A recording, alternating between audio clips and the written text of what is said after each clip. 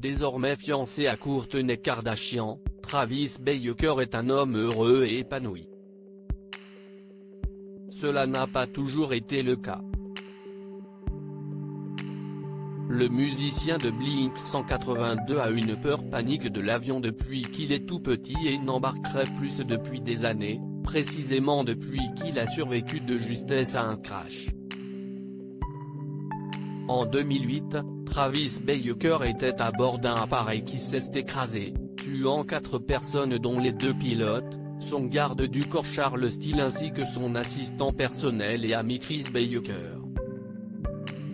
Le futur mari de Kourtney Kardashian est parvenu à survivre, tout comme le DJ Adam Goldstein, qui est décédé quelques mois plus tard d'une overdose.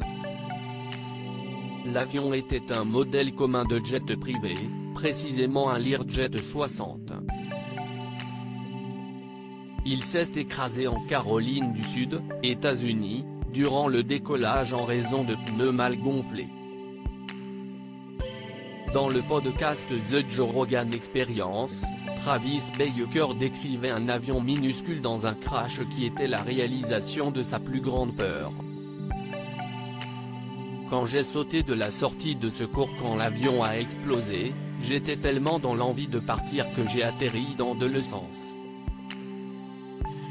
Tout mon corps s'est allumé. J'ai roté du fioul pendant 3 mois après. J'ai commencé à courir en arrachant mes vêtements, ce que mon instinct me disait de faire, mais j'étais toujours en feu car j'étais plein d'essence. Mon pied droit a failli y rester, avait-il expliqué.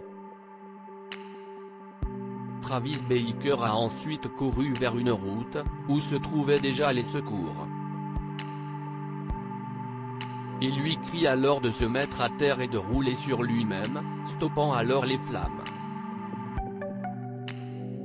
En tout, le musicien a subi 27 opérations et greffes de la peau pour 11 semaines passées à l'hôpital, dont les 4 premières sous morphine.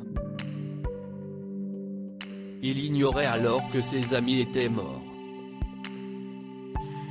Je suis devenu fou, je n'étais pas bien. J'étais suicidaire, avait-il confié.